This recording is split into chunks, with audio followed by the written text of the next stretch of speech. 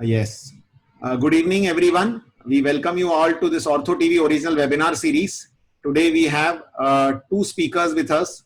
Dr. Tejas Chuvatia. He is an assistant professor in GMER College in Baroda, and Dr. Salim Patel, who is the medical advisor in Zydus. This webinar has been brought to you by an unrestricted education grant by Zydus Synovia, the makers of Hylasto S. So I over to Dr. Tejas.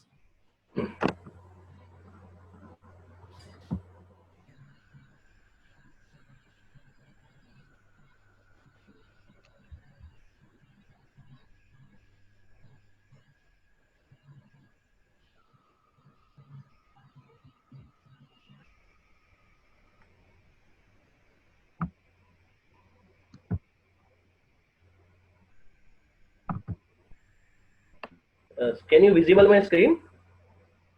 Can see it. Yes, we can see it. Okay. Thank you. So first of all, good evening to all my friends, and thank you very much, Zydus and Ortho TV, for giving me this precious opportunity. Hope you all are safe in this Corona pandemic season, and hope you all are stayed at home and enjoy the webinars by Ortho TV. So my topic today is meniscus anatomy. So the meniscus is I think, second most common structure which is injured after ACL in the knee. So why anatomy is important? Because the eyes can see what your mind knows. What is the future of my knees? If anyone asks me this question, I will certainly ask myself how my meniscus are. So coming to the phylogeny and ontogeny, about 300,000 million years ago, there are many different animals like gorilla and chimpanzee, and then Homo sapiens. So we are the first who has a bipedal striding gait. So what are the contributions of the anatomy for this biodialism? The first one is the femoral shaft obliquity in the architecture of the lateral femoral trochlea, in the lateral lip elevation, profile of the lateral condyle of the knee, and form and shape of the epiphysis of the horizontal plane. But if you can see these, the chimpanzee or gorilla's knee and our knee, this is the more rectangular than the mammals, and the lateral and the intertrochlear groove is more shallower than the humans. So the definitely the patella, the lateral condyle, as well as the lateral compartment and the trochlear groove are different than us. But relation to meniscus, there is one very classic finding is this: the chimpanzee and the others have round body of the meniscus and only one attachment, either in the anterior part or the most anterior part, and so the lateral meniscus is more mobile than the mammals. And then we have the two attachments. The one is the anterior to the lateral spine, and one is the posterior to the lateral spine. So it makes us bipedal gait and the full extension of the knee without causing meniscal injury and without any FFD. So if we can compare the different anatomy of the lateral and medial meniscus, the medial meniscus anatomy are more or less same, but in the lateral meniscus it's a ring shape. In the chimpanzee it's completely ring shape, but in the Homo sapiens there are two different attachments. One is either anterior and one is posterior to the lateral malleolus, tibial spine. So these again the same.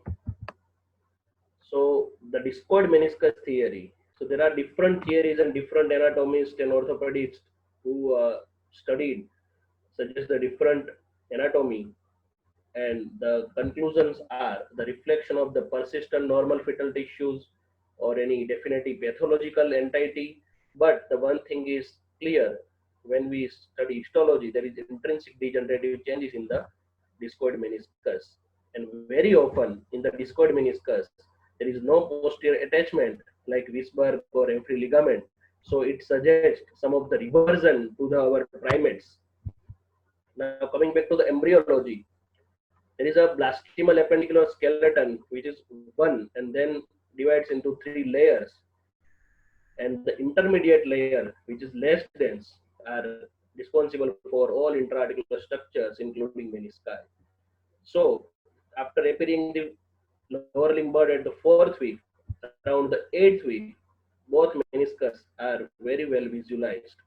The classical structures in the fetal meniscus, which is highly cellular, numerous blood vessels, and very vascular.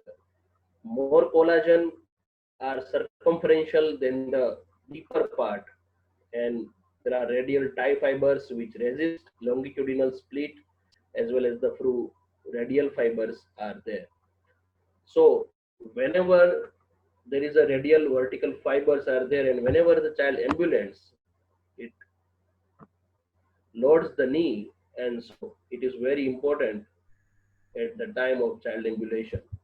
So we can conclude that high reparative potential because of high vascularity, low prevalence of meniscal injuries in the child and the fetus, and two changes postnatally predominantly occur in the meniscus are first decreased vascularity and changing in the composition in terms of increased collagen content and decreased cellular component. So it is very important to know the embryology, so we can know that the adult meniscus is not much different other than the vascularity and the composition of the cellularity. So in the picture of the fetus meniscus, which shows there is very much vascular area. These are the vascular channels in the anterior root of the medial meniscus. So the meniscus are the two crescent-shaped fibrocartilaginous structures, as you can see in this figure. So coming back to the anatomy of the separate meniscus, the medial meniscus is semilunar in shape and covers almost 50 to 60% articular surface of the medial tibial plateau, which is less mobile and sits on the concave tibial surface. So it is divided into the 5 zones by Snielski. So the zone 1 is the anterior root of the medial meniscus. You can see this is the zone 1, this is the anterior root, and the Berlet et al. Divides into the 4 types, and the predominantly the first type is the flat intercondylar region of the tibial plateau. So it's the intercondylar region and the flat attachment.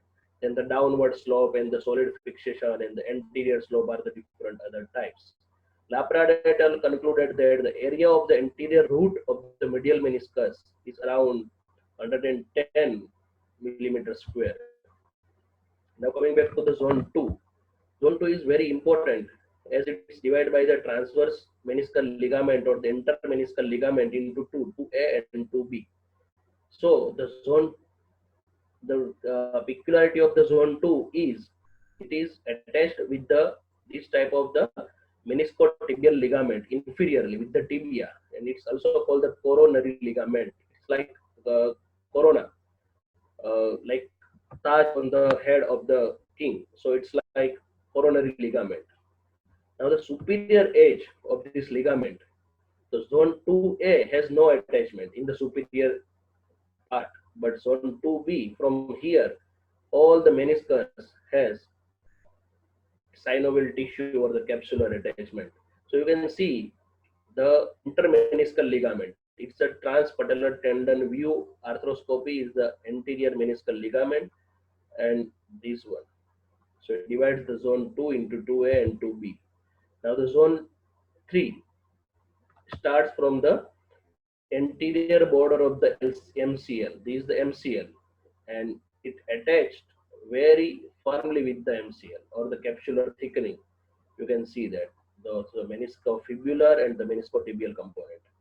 So it is responsible for the less mobility of the medial meniscus during the flexion of the knee, rather than the lateral meniscus, which is not attached with the lateral collateral ligament, and hence it is more mobile. And there is no muscular attachment to the medial meniscus, which has in the lateral meniscus in terms of popliteus. So popliteus during flexion retracts the lateral meniscus posteriorly. So zone 4 of the medial meniscus. So in zone 4, there is no superior attachment, as you can see, superior lateral. But in the inferior part, there is a meniscotibial ligament is there. Why it is important? It is important because it is the most frequently injured in the sutured area. So there is only meniscotibial attachment and no superior attachment. And behind that, there is a large femoral recess.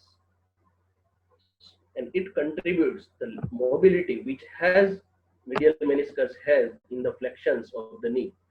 If while repairing, we repair it with the capsule, the mobility is gone, and we are end up in the non-anatomical repair of the medial meniscus, posterior part or the posterior horn.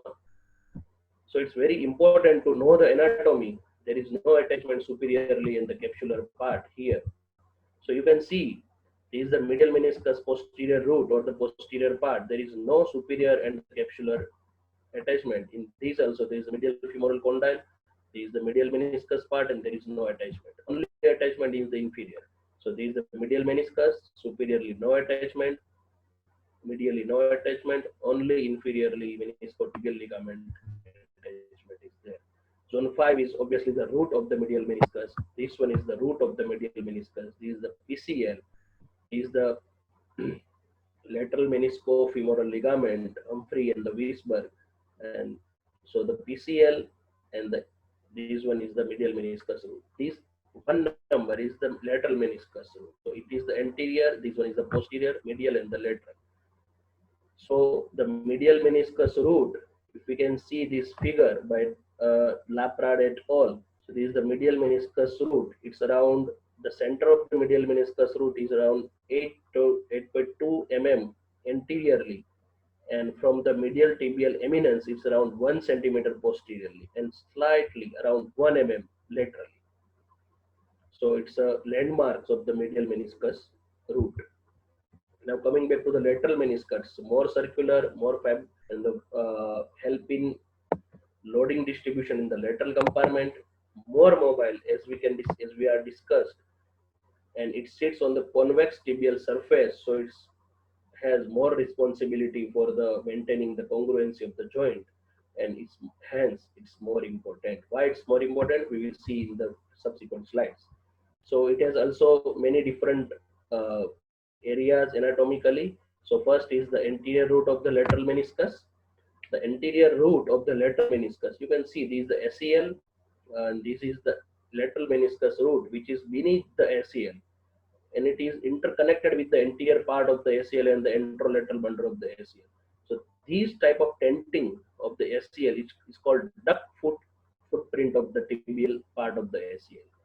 So it's very important to know, even in the anatomical reconstruction of the ACL, also this one is the lateral meniscus anterior root, and this is the ACL. It is very clearly seen. It is very much interconnected with the anterior part of the ACL and the lateral meniscus anterior root. So this is the very good study by the Laprade et al. It shows that while doing the ACL anatomical reconstruction, even there is a high chance of damaging these anterior root of the lateral meniscus. So we have to be very careful by knowing the anatomy that it can be injured during tibial tunnel. So now coming back to the anterior horn. Anterior horn is very mobile of the lateral meniscus. You can see this much mobility from anterior tibial condyle edge to this. This is the ligament, meniscotibial ligament, and so as it is very mobile, we have to care while repairing like posterior part of the medial meniscus, not to restrict the mobility.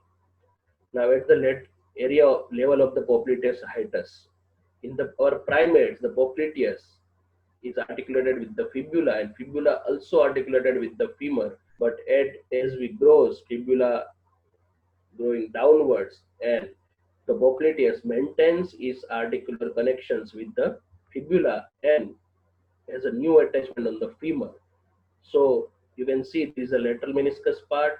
This is the meniscofibular ligament. This is a fibula, the meniscofibular ligament, This is the meniscotip. This is the tibiofibular ligament, and some part there is a meniscotibial ligament also in the posteriorly. So there is a meniscofibular ligament, and the popliteomeniscal fascicles are also there. These popliteus is responsible more circular lateral meniscus, responsible for retracting the more circular lateral meniscus while flexing the knee and prevent the lateral meniscus injury. As medial meniscus is more crescent shape, it has less prone to injury while flexion, but lateral meniscus is more prone to injury while flexion. So it retracts the lateral meniscus, no attachment to the LCL, so better mobility posterior of the lateral meniscus. So again, the area at the level of popliteus hiatus, this lateral tibial condyle, this is the lateral meniscus, meniscofibular, meniscotibial ligaments.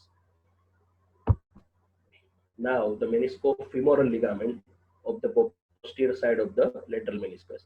So you can see this is the lateral meniscus, this is the PCL, there is one ligament to the medial femoral condyle, and this one ligament anteriorly to the PCL. So these are, one is Humphrey, anteriorly one is Humphrey, which is present in 74%, around both are present in around 70%. So very important secondary restraint of the posterior drawer in the 90-degree of the flexion, and it's very important. You can see this 78% in PCL deficiency. So it has very much responsible while there is no PCL, and also it reduction of the contact pressure of the lateral meniscus while in the movement. So we can see one video, very good video of these both of these ligament. Now the posterior root of the lateral meniscus. So again, this is the PCL, anterior and posterior meniscofemoral ligament, and this one is the root of the posterior root of the lateral meniscus.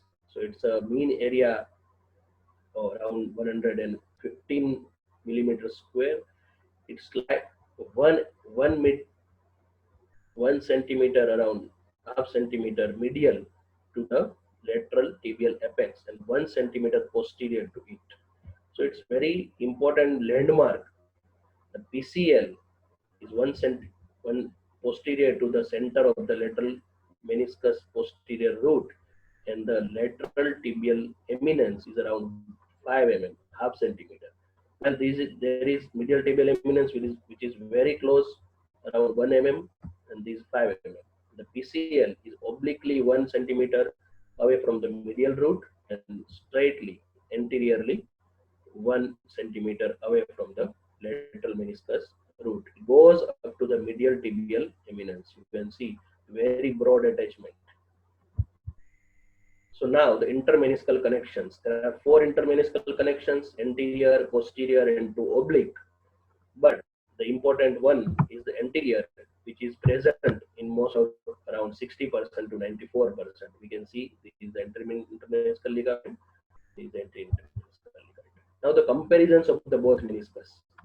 So lateral meniscus is more mobile. Why it is more mobile? I told you it's more load transfer because the tibial surface of the lateral plateau is convex.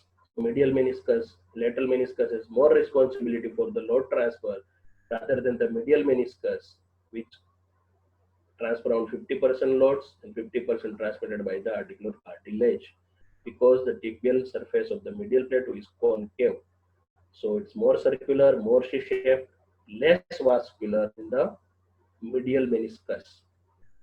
And I told you is more important for the congruency, lower storage modulus, so the lower stiffness and the lower mechanical energy dissipation power than the medial meniscus.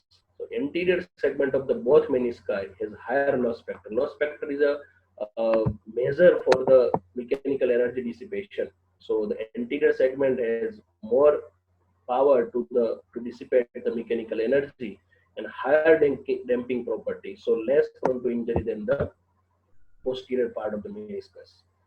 So posterior segment, as I told you, stiffer and the higher modulus, so it's more prone to injury in the both meniscus. Now you can see the movement while the flexion. So the lateral meniscus almost anterior one almost goes posterior by 1 centimeter, and the posterior part is around half centimeter, 5.6 mm. and in comparison to the middle meniscus, which is less than the lateral meniscus. Also, there is a radial movement and height increase in the anterior and posterior horn, and it is very important while compressive loading. So it's a very good video. You can see how the meniscus is moving while doing flexion. So this is the PCL, this is the posterior meniscofemoral ligament, and the lateral meniscus. The lateral meniscus. In the flexion, you can see the postomeniscal femoral ligament and how it prevents the lateral meniscus from injury while extension and flexion, and how the femoral posterior rollback is there. This is the meniscofemoral ligament which attached to this one is the lateral meniscus part. So it's very important, and also you can see how it simultaneously works with the PCL to restrain the posterior drawer. So in comparison, the surface areas and the meniscal width and the meniscal length is not much important. So coming back to the vascularity as we discussed decreased from child to adult, and fetus has a rich vascularity. Adult, the most inner part became avascular. So Issaquah's people divided into three zones: white, white, and red. So the vascularity comes from the periphery, mostly medial and lateral inferior genicular artery as well as the middle genicular artery.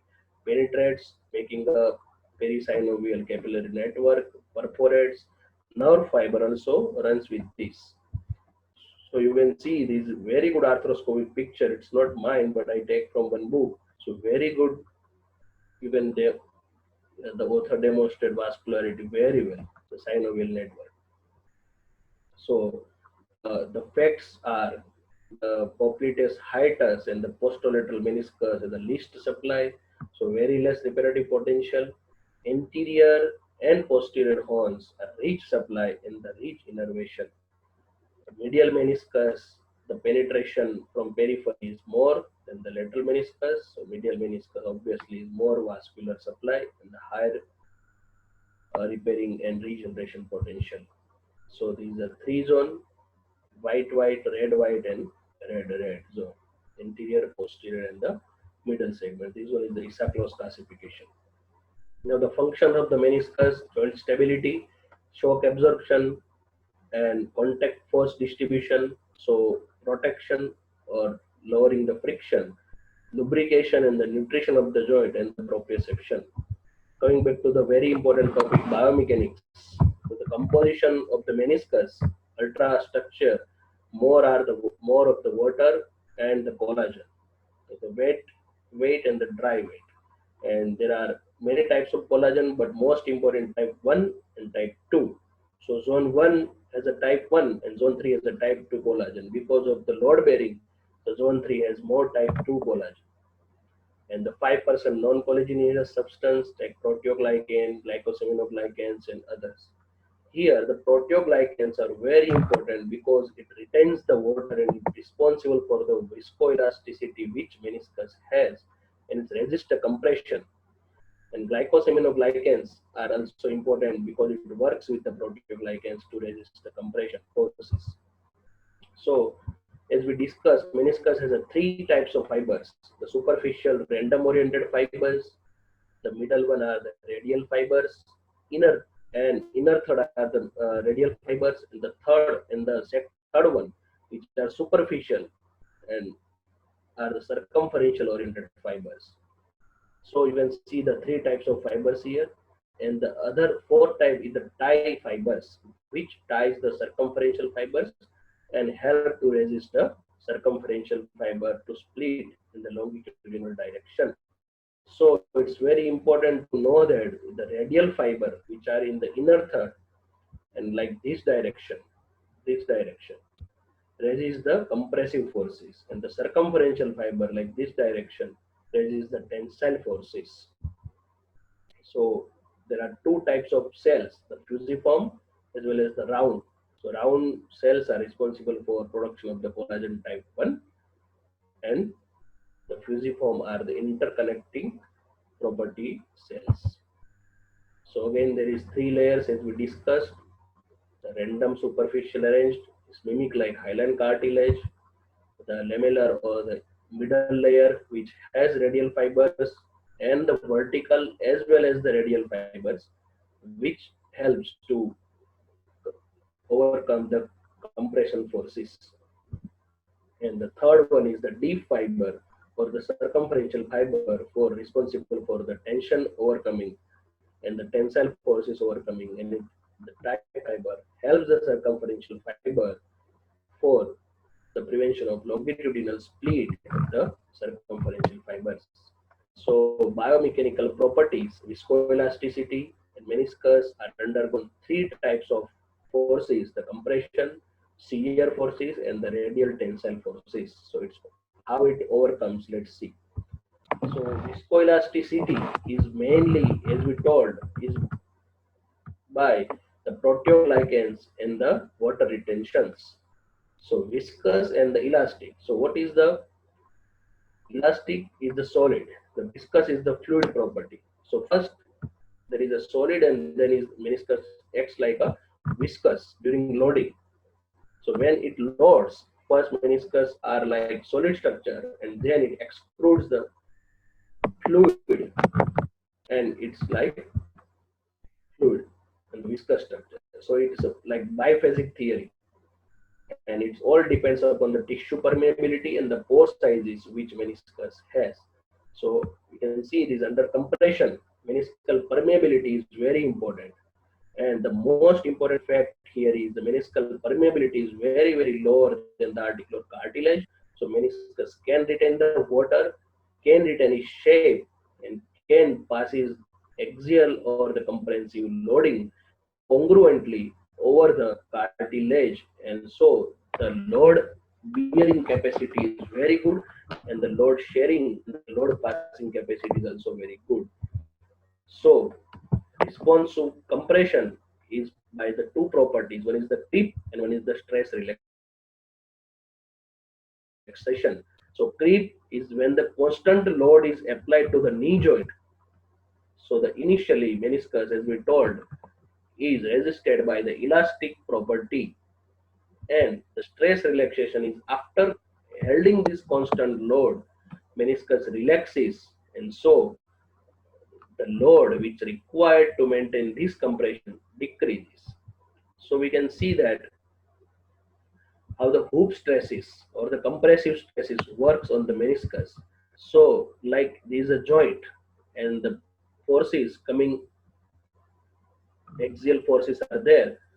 So the axial or the compressive forces, which is also called the hoop stresses or the hook forces, are on the meniscus. And meniscus, by retaining the water, maintaining its shape, it prevents the hook forces directly transmitting to the cartilage. But what meniscus does is meniscus distributes it evenly and then passes to the cartilage. But as the hoop stress or the axial loading try to exclude the meniscus, and because the firm attachment of the anterior and posterior root, meniscus cannot be extruded and meniscus pass these forces to the cartilage.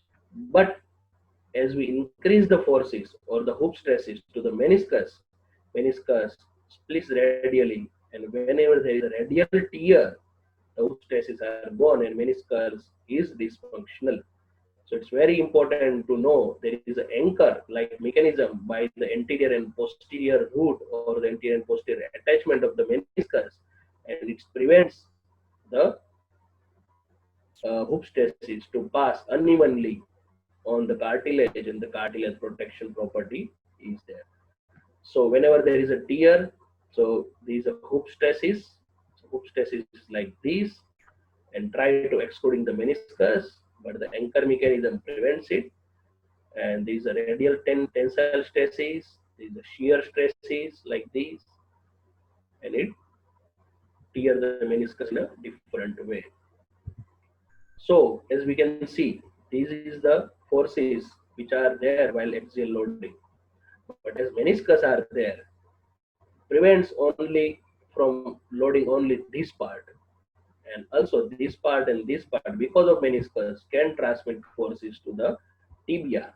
So the even transmission, so the medial meniscus is responsible for the 50% and the 50% by the cartilage, but lateral meniscus almost transmits 70% of the forces of the lateral tibial compartment.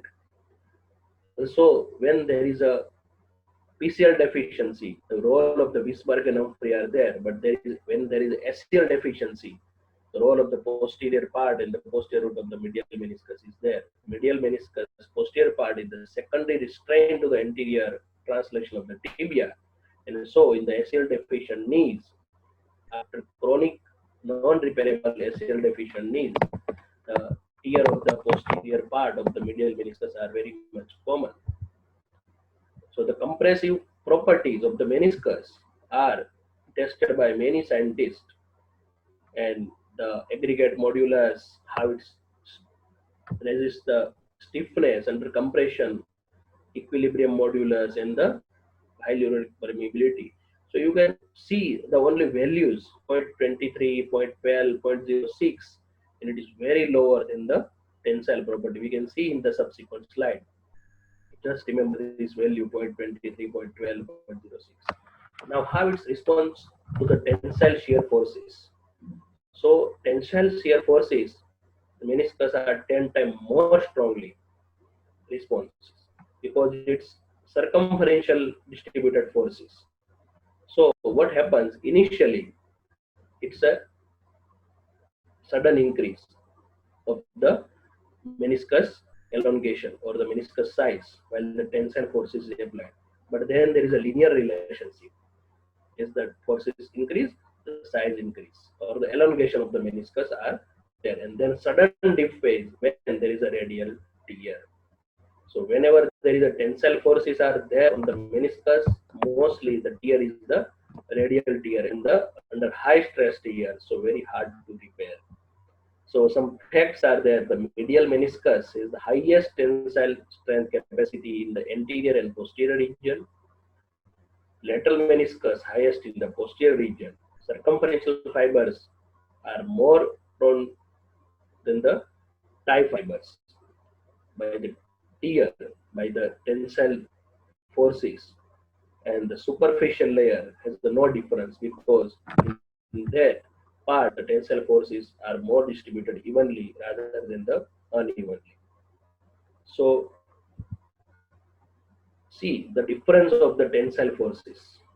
How meniscus withstand the tensile forces are very much higher, almost 10 times higher, or very much higher than the compressive forces. You can see the values. The values in the compressive forces are in the 0.23, 0.12 line, and here the values are almost 190 like this. So meniscus has a very much good capacity to withstand the tensile forces. That's why the radial tear are less common than the longitudinal tear. Also, radial tear are very hard to repair than the longitudinal and the circumferential tear. So menisci has this much tensile forces resistant property, while the SCL has little bit more. The polyethylene, which is not body material, so it's comparable very less to the polyethylene. Now, response to the shear. What is shear? So shear stiffness is the measures of material which resistance to shape, and meniscus can alter the shape very much while flexion extension, while load bearing, while load transmission. So low shear stiffness, around 100 times than the cartilage. Cartilage cannot alter shapes like meniscus, but in extreme loading, cartilage can alter the shape, and there is a cartilage defect or cartilage compression. So it allows the optimal congruency like this. If meniscus change the shape, it allows the optimal congruency to the incongruent knee. So see, there is an intact meniscus, how the force distributed very evenly. But as the meniscectomy or there is no meniscus, the forces are distributed more centrally and very high forces. So no congruency is there. There is another study by Dr. Robert Laprade, how evenly distributed, and there is very unevenly distributed after meniscectomy. Or there is a meniscus and there is not, there is a cartilage part. So see this very good study. There is an intact knee, there is a 3 mm tear, 6 mm posterior tear, and the posterior to total levels. And the mean contact pressure, as we increase the mean contact pressure, so there is the medial meniscus and there is the lateral meniscus. So after tear, posterior part, even 3 mm, even 6 mm, even posterior root avulsion, all behaves like same. And very much increase in the contact pressure. So meniscus is almost non or dysfunctional in this posterior part of the tear because of the hoop stress failed mechanism. There is no hoop stress to contain that contact forces or the contact pressures. And the contact area of the meniscus decreases after all tears, almost like same. But when there is an intact meniscus, there is high contact area for the distribution of the forces. So again, we can see these all are the functional properties and how meniscus do that. Also meniscus associated ligaments, in which we discuss the anterior intermeniscal ligament, how it helps, how the coronary ligament helps to prevent the more motion and the meniscal injury. Coronary means meniscotibial ligaments.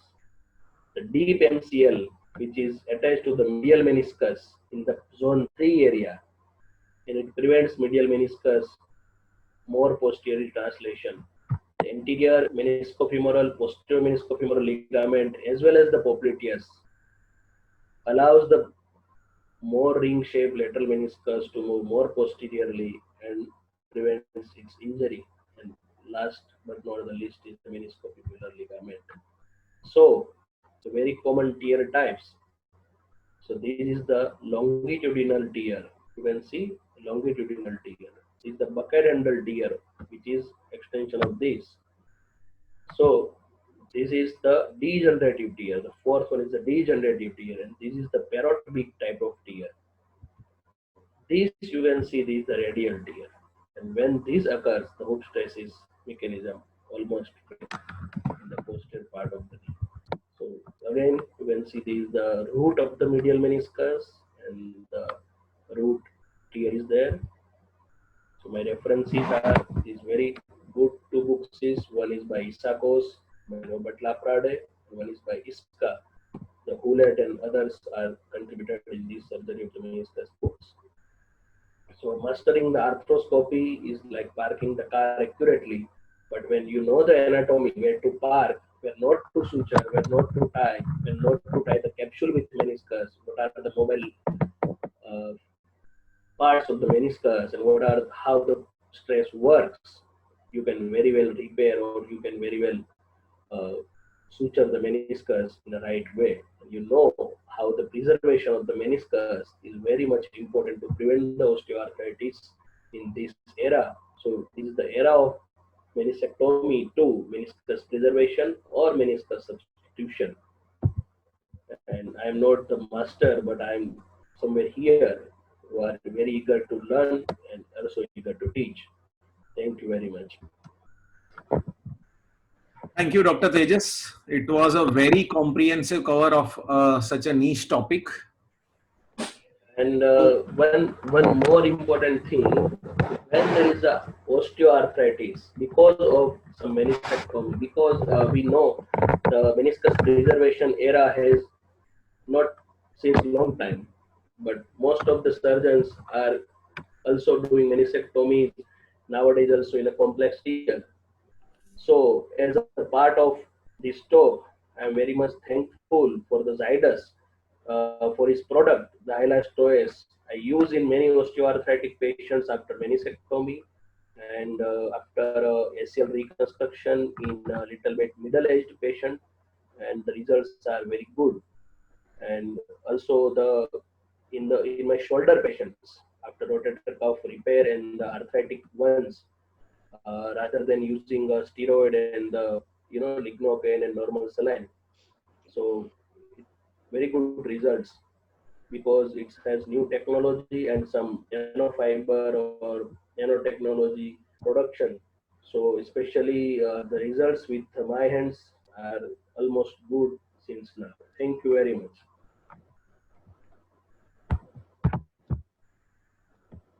I have one question for you.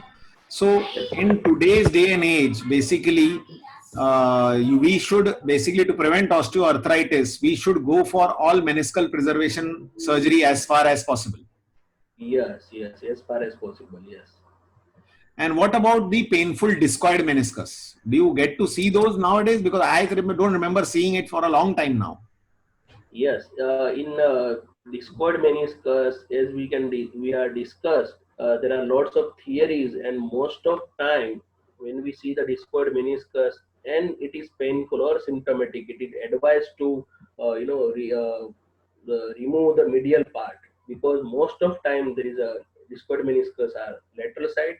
There is medial side of medial discord meniscus noted, but I haven't seen it. And the medial part of the discoid lateral meniscus are almost always degenerative. I don't know the science behind it, but it's a finding in most of cases and papers also.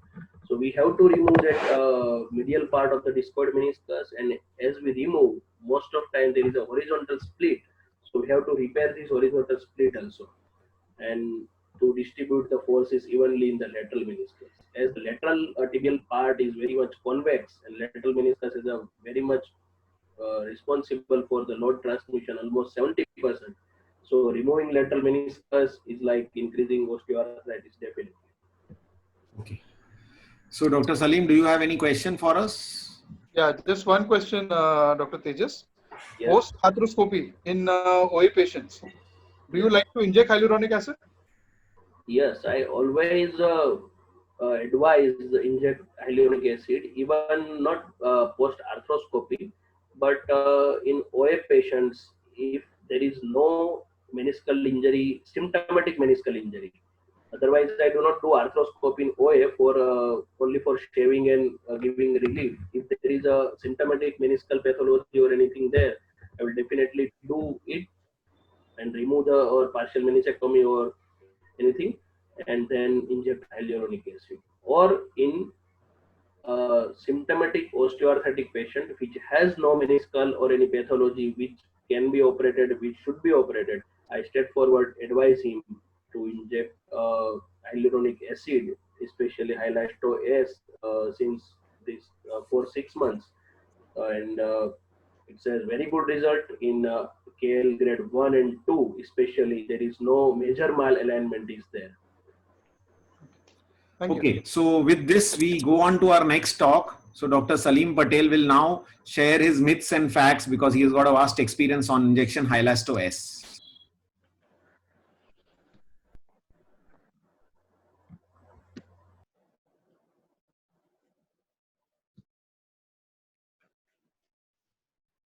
Okay, thanks, Dr. Neeraj, and thanks, Dr. Tejas, for a lovely talk about meniscus anatomy. I've already spoken about Hylasto S in my previous videos and recordings, but this time when I'm talking about Hylasto S, it's more about the myths and facts, or to brief the whole thing, it's more about the common frequently asked questions about this product. So today I'm going to exemplify at least 6 of these questions in which we have got evidence, because today medicine is all evidence based. So for every myth and fact which I'll be showing, I'll be giving you supporting literature and data as well. So let's get going with this. The first myth and fact, if you see, everybody says that hyaluronic acid efficacy always depends on the molecular weight.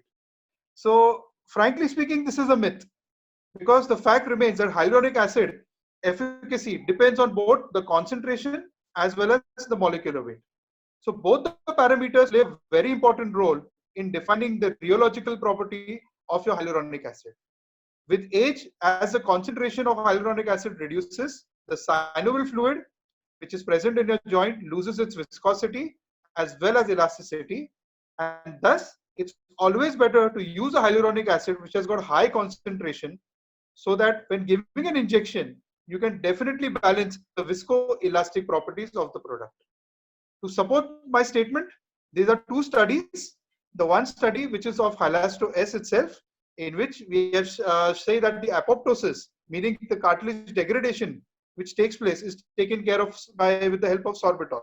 But the important part here of the study which says the rheological properties of your synovial fluid depends on molecular weight as well as the concentration. and both these are significantly reduced in osteoarthritis, rheumatoid arthritis compared to the normal knees.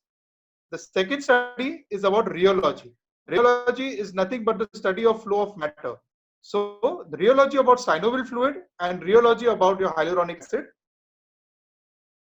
The study says viscoelastic properties depends on again both concentration and molecular weight, as they are necessary for lubrication, shock absorption, load bearing, and are also required to prevent the mechanical trauma and wear of the articular cartilage during load bearing movements. So both these studies will support the fact that your hyaluronic acid depends on both concentration as well as molecular weight. The second myth, which says that all hyaluronic acids are viscosupplements.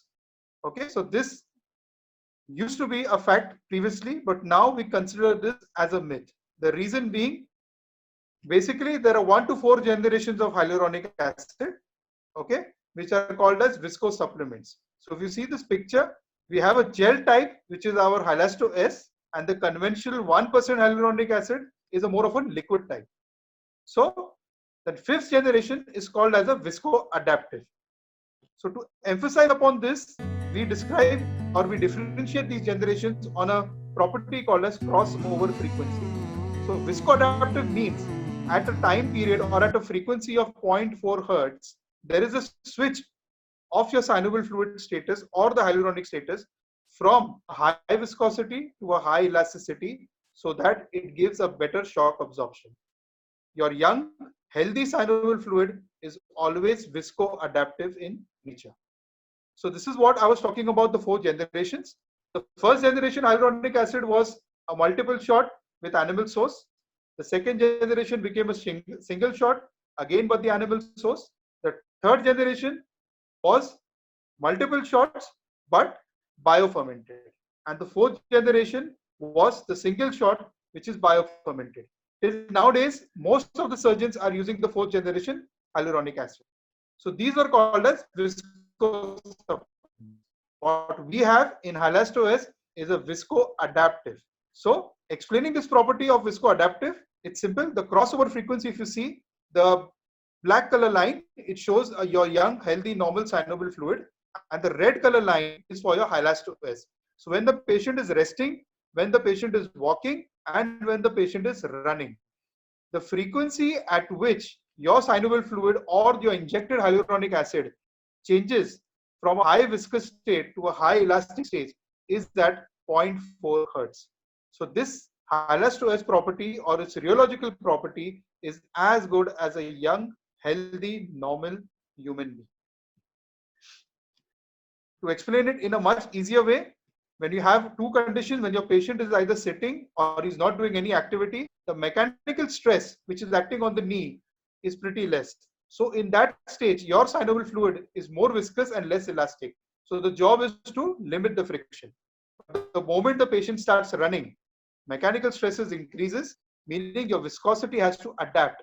It reduces its viscosity, the elasticity increases, and shock absorption takes place.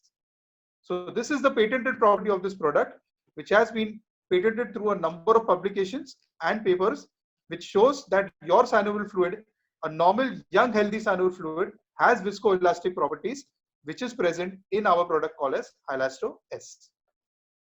The third myth is about the antioxidant part. Now many people say that antioxidants have got no role in the treatment of osteoarthritis. Well, to frankly speak, this is a myth. Because an antioxidant is nothing but a scavenger for a free radical. A free radical is nothing but an unpaired electron. So an antioxidant like sorbitol, it plays a very important role in osteoarthritis if you see from the viewpoint of 3 facts. It prevents catabolism, reduces the inflammation, prevents the oxidative stress, and thereby it scavenges the free radicals and halts the progression of arthritis or controls the progression of arthritis and protects your cartilage and the synovial cells from going under further degradation. To prove this point, this is a paper which says that sorbitol modified hyaluronic acid reduces the oxidative stress, apoptosis, and mediators of inflammation and catabolism in human osteoarthritic chondrocytes. So the study concluded that using Hylasto-S or a combination of hyaluronic acid with sorbitol in osteoarthritis, it restores your redox status. It reduces apoptosis, inflammation, and catabolism involved in cartilage damage. To explain this fact in a simple way, the oxidative stress, when it increases, the oxidants or the free radicals have a major role to play and cause the breakdown of the cartilage. But the moment you use an antioxidant, you develop something called as a redox homeostasis, meaning you are maintaining the balance between oxidation and reduction of this oxidative stress. So you're maintaining homeostasis. The next myth, the fourth one, is about that viscosupplementations. They take minimum 4 to 5 weeks to give pain relief. Again, this has now become a myth. Previously, it was a fact because whichever 1 to 4 generations we were using, they used to take time to develop the action and reduce the pain in the patient. But with the evolution of the 5th generation hyaluronic acid, that's why we call Hylasto-S as the next generation hyaluronic acid. We get pain relief within a period of 1 week. And how do we get them? It's through this simple mechanism.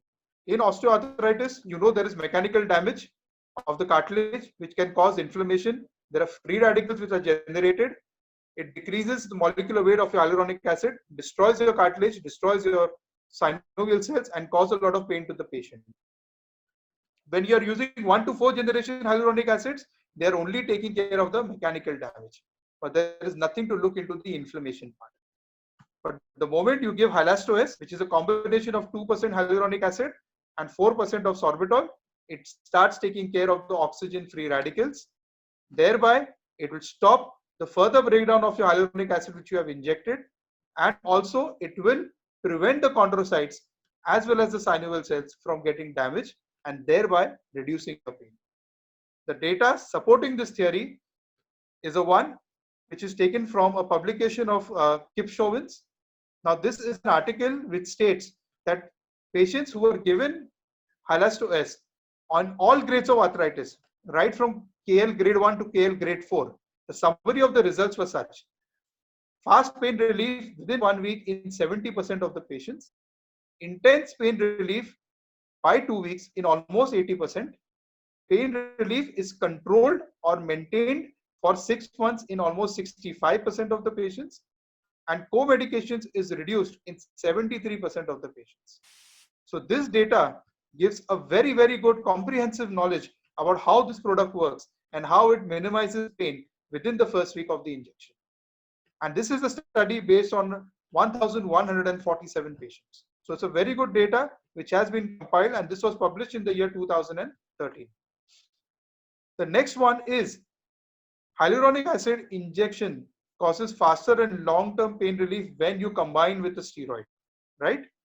So now, this is an important thing, and nowadays, which we sincerely believe that with the incoming of Hylasto-S, which is a 5th generation hyaluronic acid, steroids, which are supposed to be good and they help in quick pain relief, but they should never be mixed with any hyaluronic acid because they alter the viscoelastic properties of hyaluronic acid.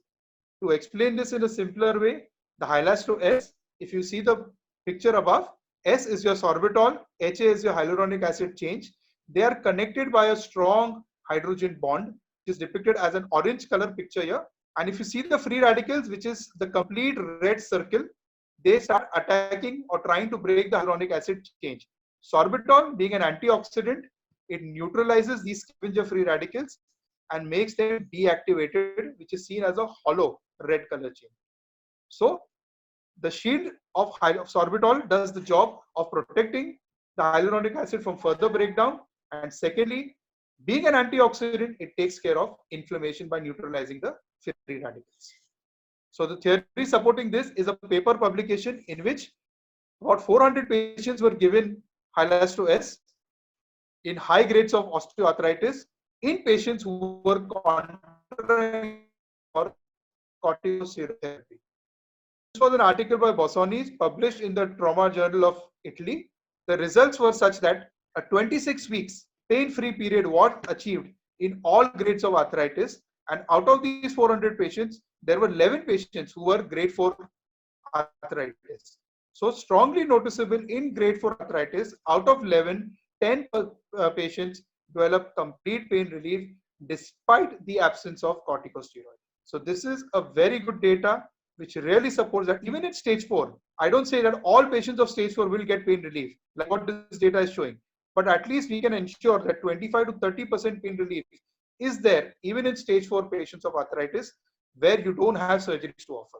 So when there is a patient in which you cannot offer surgery, definitely you should look into an option of Hylasto S, which can be given, and you can see the changes and the pain relief in most of the patients.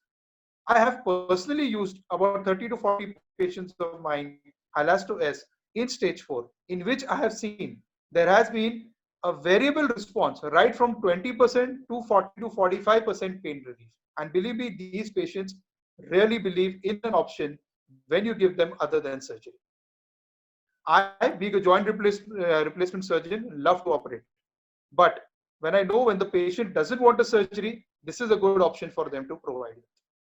Coming to the last myth, which says sorbitol will increase the blood sugar level in a diabetic patient. Now, this is the most commonest question I'm getting with doctors. We have launched this product 6 months back. In these 6 months, this is the most commonest frequently asked question I'm getting, that what happens if I'm giving your Hylasto S in a diabetic patient? As you know, sorbitol is a sugar-based alcohol, right? So will it raise the hyaluronic acid? Will it raise the blood sugar levels? So the fact being, US FDA guideline says that sorbitol is a safe sugar. It's a substitute for diabetics, whether you're taking it in oral or whether you're taking it parenteral. 2 ml of your hyaluronic acid, of your Hylasto S, which has 2% hyaluronic acid and 4% of sorbitol. The sorbitol in this 2 ml is 80 milligrams, which is a negligible quantity for influencing your blood sugar level. For this, I would say that sorbitol is safe in diabetics, and this is the data that supports it. The safety of this product is ensured through a paper which has been published in the Diabetes Journal of UK, which says sorbitol is safe to be taken either in oral form or in any other form in the body within the limits of 200 to 300 milligrams. Our Hylasto S, we are barely saying that it is base minimum 80 milligrams. So if you're injecting in both the knees, you are injecting at the most 160 milligrams, which is absolutely safe even if you want to give a bilateral injection. Secondly, how do we assess? Now, some doctors have asked me this question. Random blood sugar levels more than 200, more than 300, what do we do? Should we wait or should we inject? When it comes to steroids, I would definitely not touch my patient. RBS over 200, even with Hylasto S, I would wait. I would let the sugar settle down a bit, monitor their sugar regularly, ask a physician to come in the play, take care of the sugar problems, come back to me. RBS is below 200, I would definitely inject Hylasto S. No issues with it. But when the blood sugars are absolutely haywire, patient is insulin dependent, it's always better to wait before you inject any form of intra-articular injections, including hyaluronic acids.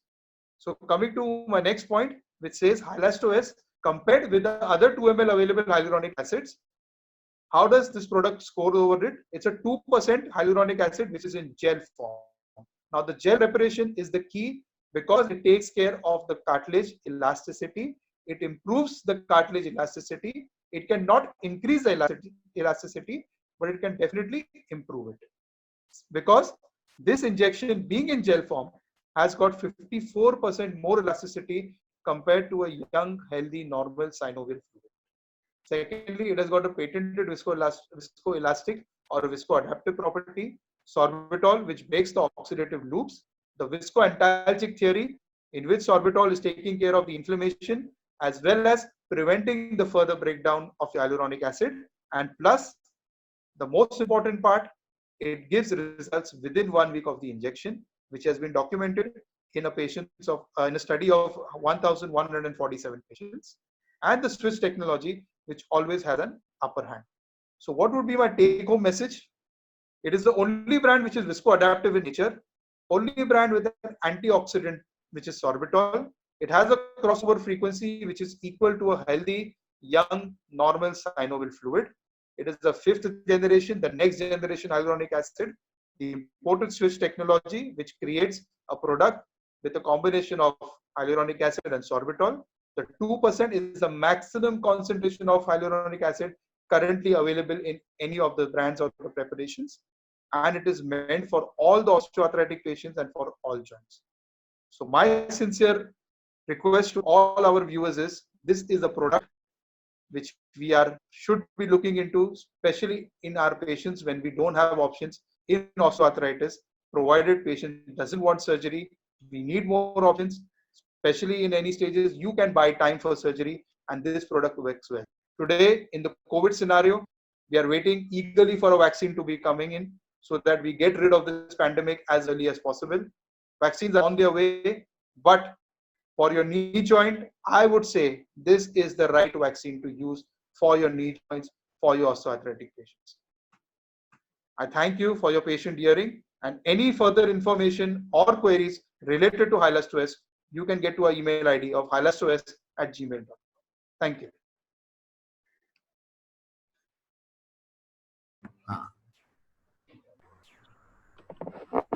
Thank you, Dr. Salim. So you have cleared a lot of myths and facts. So I want to ask a few queries. One is that I understand that it will really help the patients in doing in grade 1 and 2.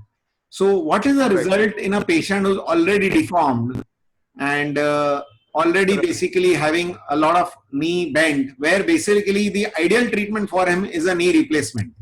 But he doesn't want to do it. It could be multiple reasons. It is basically the fear. Most of them is living in the fear of surgery, that हमको operation नहीं कराना है और operation छोड़ के बोलो. That is one type of patient. Second is basically where there is not much deformity and they just want to postpone it because some marriage is coming up or something is coming up. So the injection, how frequently should we inject in these patients?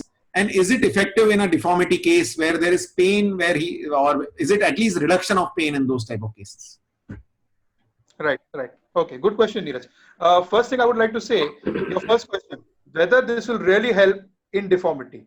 Frankly speaking, the results are absolutely variable. If you see the data, which I showed you, out of 11, 10 patients were showing good amount of improvement, and some people also got absolute pain relief. But whenever there is a deformity, we can never guarantee results with any of the intra-articular injections, be it a steroid, be it hyaluronic acid, or be it a PRP, right? Okay. So what we do, when a patient comes to me, he is in stage 4, he's got a big varus deformity. I tell him, surgery are only options, sir. There is no other way out. But he is unwilling to do it. So the best thing I would do is, I would give him an option of this. I would sit and counsel the patient. See, counseling is the most important part, because if a patient is spending so much money on an intra-articular injection, he is justified to get results, right? So we have to counsel him and tell him, there is a chance that from 5 to 10%, it ranges from minimum 5% to 25 to 30 to 40% even pain relief can be achieved. We cannot tell them you will be 100% pain-free. No, it's not possible, which even I understand. But in deformities, when patient doesn't want a surgery, even if you can manage to give him 25 to 30% pain relief, it is definitely a trump card in your hands, so that you are developing the faith in the patient. He will not even think about surgery at that time. He will feel that this doctor is with me, he is there to support me, and definitely you will get some amount of relief compared to other hyaluronic acids. The second question of yours, when some patients have got a marriage or they want to postpone the surgery for a while, how frequently we should take this injection? Ideally, we always say in stage 2, in grade 2 or grade 3, one shot is good enough. Data supports 6 months of pain relief. Beyond 6 months, there may be chances that patient always may come back to you and say, okay, the injection has not worked beyond 6 months. What should we do again?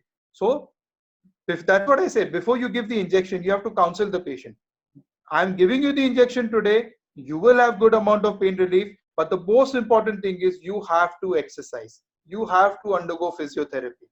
Right from day 1 of the injection till throughout his life, even after surgery, when we do TKRs, we always advise patients, you must do physio. Because see, finally you're putting an artificial joint that has to move.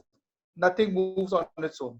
So same thing is when you're giving an injection, the injection has its own limitations. 6 months, I have seen patients who have got more than 6 months relief with other products as well, or with other hyaluronic acids as well.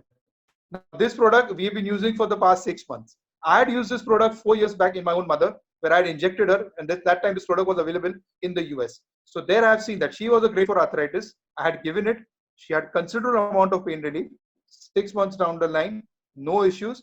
Even in grade 4, I had seen good results. So it depends how you counsel the patient. But whenever you counsel the patient, my advice would be, please tell them they should exercise. Injections are no shortcuts to pain relief and no shortcuts to avoid surgeries. In future, they will definitely require it, but you can buy time for them. Right. Okay. So one more query. Do you give antibiotics and NSAIDs after you inject for a short while? I always give. See, I am a guy who always would love to give this injection in the operation theater. I know some doctors are giving it not in an OT scenario or maybe in the OPD, but anything in the knee joint. Being an orthopedic surgeon, I have my reservations for infection, which is the worst enemy, or the bug is the worst enemy for a surgeon. I would take them to the OT. I would give the injection, keep them on oral antibiotics for 2 or 3 days. NSAIDs, I give them for the first week, and after that, I ask them to discontinue or keep it SOS. Especially in patients who have got low pain threshold. If a patient has got a good amount of pain threshold, I would keep NSAIDs SOS right from day one. But antibiotics, 2 or 3 days, I would prefer to. Do you do an MRI before giving the injection for all patients? Not really. Not really. Okay. Frankly speaking, no. Okay. Because once I see the X-ray, I know typically what stage it is. So I wouldn't really think of doing an MRI. Unless most of the time nowadays, if you see, patients do come to us with the MRI. So if we have the MRI, we have obviously a better picture. But as such, I don't tax them of doing an MRI. So Dr. Tejas. Yes. So so you do a lot of arthroscopy. So in this type of case where you have a degenerative meniscal tear. So in my experience, I don't do much of scopies, but it is very limited. So whenever I have done a degenerative meniscal tear scopy, they are usually not happy. So if you see a degenerative meniscus tear without a significant injury to a patient in an osteoarthritis, will you prefer to inject, or will you prefer to do scopy and inject, or only scopy? Very good question. In a degenerative meniscal tear, if there is no component of locking or anything for the symptomatic, like In mechanical symptom. Yeah. If there is no mechanical symptom, then I will not do scopy.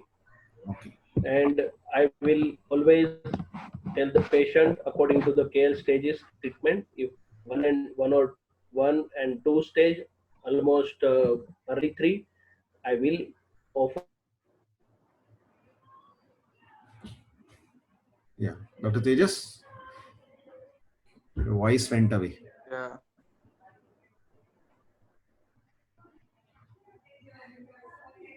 Some network was a problem. Okay. So anyways. So, and what about arthroplasty? See, patient comes to you for a arthroplasty and you are... repairing or anything. Yeah, he's back. Okay. Okay. So now about arthroplasty, fear about arthroplasty. So is there any recommendation that you have injected the knee and you have to wait for a period before you take the patient for a knee replacement in case patient does not have relief? Yeah. Okay. That's for me. Okay. Yes. Yes. I would wait for at least 6 months. At least 6 months and see how the patient responds. In case the patient says there is no way out, he's not happy with the injection, then I would definitely recommend a surgery. But 6 months, I would definitely wait. See, there is no pain relief within a month. 1 month is gone by. You have injected, say, in the month of April, and there is May has gone by. So 1.5 months has gone. So right. Patient says, now I want relief. So will you continue with some conservative management, or would you basically tell them that now you can go for the surgery after 1 month of the injection? Is it safe? I would wait. I would wait for 6 months minimum. Let the injection act. It does act, and it definitely helps. Yeah. Okay. Thank you very much. Thank you everyone for your time. We have for now. We thank Zydus and we thank Dr. Tejas for giving their precious time. And we thank Dr. Salim Patel to clear out all the myths and facts about Hylesto S injection. Good night, everyone. Thank you. Thank you very much.